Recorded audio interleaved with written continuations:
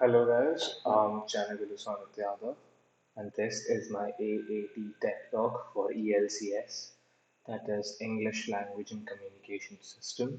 My topic is sports commentary. In this presentation, I'm going to be talking about how sports commentary is useful, and I'm going to be talking about some of the most iconic commentaries in sport history.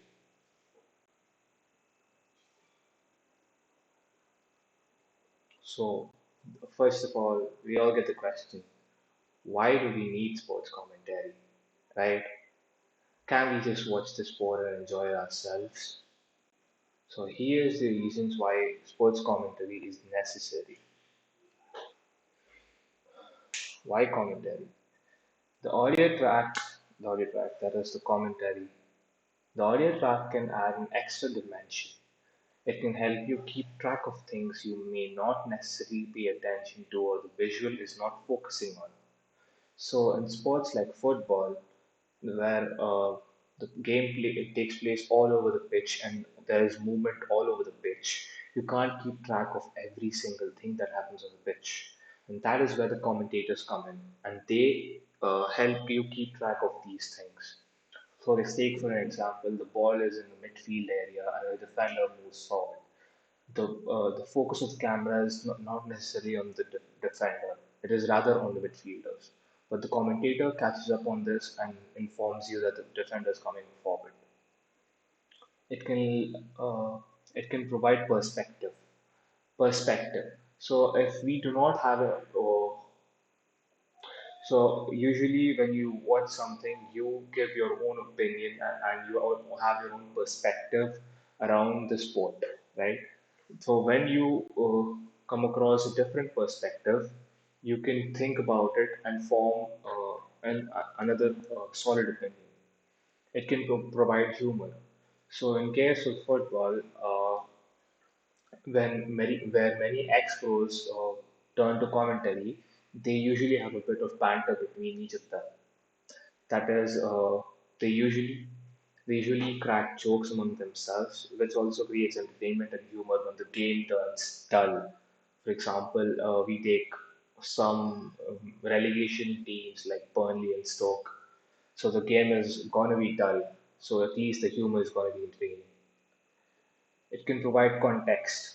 So in case of football again, when players move clubs and they play against their own clubs, for example, commentator and when the players do not celebrate once they score against the old club, the commentators provide context. They tell us that the player is not celebrating because he has scored against his old club and is therefore respecting his time at the previous club. It can provide insights usually from experts. As I said, commentary in football is mostly done by ex-pros. So ex-pros know the ins and outs of the game. Ex-pros know the ins and outs of the game, and they can provide you with expert insights and analysis and why players are doing certain things.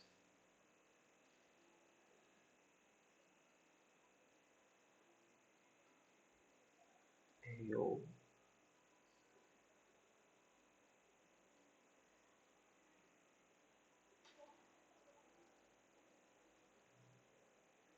And why players are doing certain things.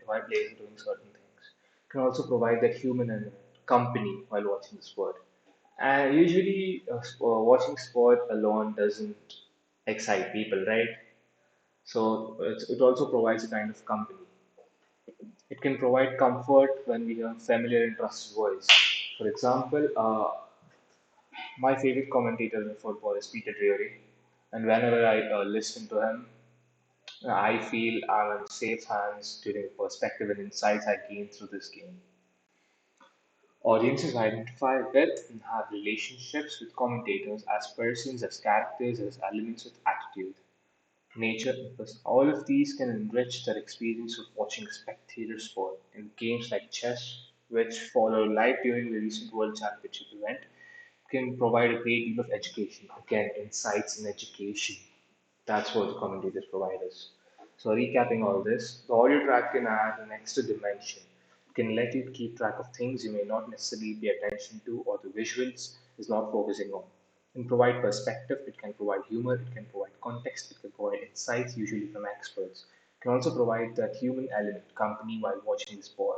It can provide comfort when you hear familiar or trusted voice, announce audiences identify with, etc., etc. So I'm gonna go across some iconic, and I mean iconic football commentaries. So this, in my opinion, is the number one commentary.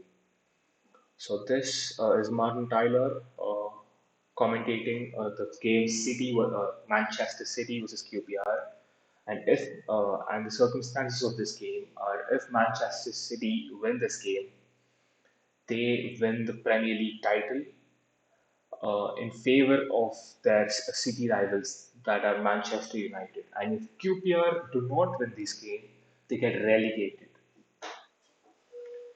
So here we go. So I'm just going to reenact the commentary that Martin Tyler gave that day. So this is in the 80, this is in the extra time, 93.6 or something. So here goes. Manchester City is still alive here. Balotelli, Aguero. I swear you will never see anything like this ever again. So that was Martin Tyler against City. That was Martin Tyler's commentary on City versus QPR in 2012. This was a title deciding match. And here comes one of my favorite commentators, Peter Drury. And this was a work. This was a piece of art and poetry, right? So the context for this match is this is a UCL, that is the UEFA Champions League quarterfinal between Roma and Barcelona. So Barcelona have a heavy lead at the start of this second leg. Second leg. That is the second match between both those ties. And Barcelona are expected to win this match pretty easily. And Roma, on the other hand, are the underdogs. Roma, on the other hand, are the underdogs, right? So this is what happens when Roma clinch victory for Barcelona. Here we go. Roma have risen from their ruins. Manolas, the Greek god in Rome, the unthinkable unfolds before her eyes. This was not meant to happen. This could not happen. This is happening. Barcelona extraordinarily 8 minutes from elimination. Di Francesco does not know where to go. Iniesta does not know where to look. It is a Greek from Mount Olympus who has come to the seven hills of Rome and pulled off a miracle. And I especially love this piece of commentary because he personifies Manolas, Constantine Manolas, that is the center back for Roma, as a Greek god. And he also references Mount Olympus, and he also references the Francesco, who was named after the Italian king, who was fond of Greek gods. And the last line, Greek from Mount Olympus who has come to the seven hills of Rome and pulled off a miracle. That is extraordinary commentary. The next one is the moment the Arsenal became invincible. So this was the 2004, 2003 or 4 season. Before this season, in the 2000 in the 03-04 season, Arsene Wenger, that is the manager of Arsenal Football Club, had announced in the media that Arsenal can go unbeaten in a whole domestic league campaign, and people laughed at the idea that a team can go invincible in a whole domestic season. So this was the commentary. I don't know who the commentator was, but this is the commentary that happened after Arsenal went invincible the whole season of of 03-04. 38 played, won 26, drawn 12, and lost exactly not. Arsenal are invincibles, the greatest achievement since the dawn of English football. Magnificence is the only way to describe these men and this team. So, this is probably close to my heart since Arsenal is my football club. So, here's a random clip of Martin Tyler being excited. So this is Martin Tyler when Jamie Vardy breaks the goal scoring record, consecutive goal scoring record in the Premier League, which is 11 times. The previous record goal scorer had like 10 consecutive goals in the Premier League. Jamie Vardy makes it 11. Vardy, Vardy, it's 11. It's heaven for Jamie Vardy. Hold the back page, hold the front page. A Leicester player has smashed the record. So this was Martin Tyler uh, commentating Jamie Vardy's record. And this, the final one. This is the conversation. This is the conversation that happened between Gary Neville and Martin Tyler and Gary Neville during the UEFA Champions League final between Bayern München and Chelsea Football Club. He's done it, the greatest night in the history of Chelsea Football Club. European champions. They've beaten Bayern in their own backyard. They've found the Holy Grail after adventure fought with danger. And Drogba may never play for Chelsea again. He'll never be forgotten.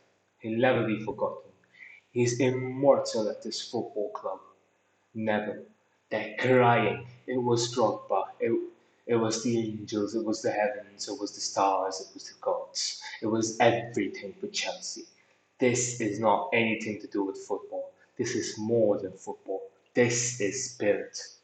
I especially love this piece of commentary because Martin Tyler re-enunciates that Chelsea have beaten Bayern in their own backyard. That is the Allianz Arena in Germany.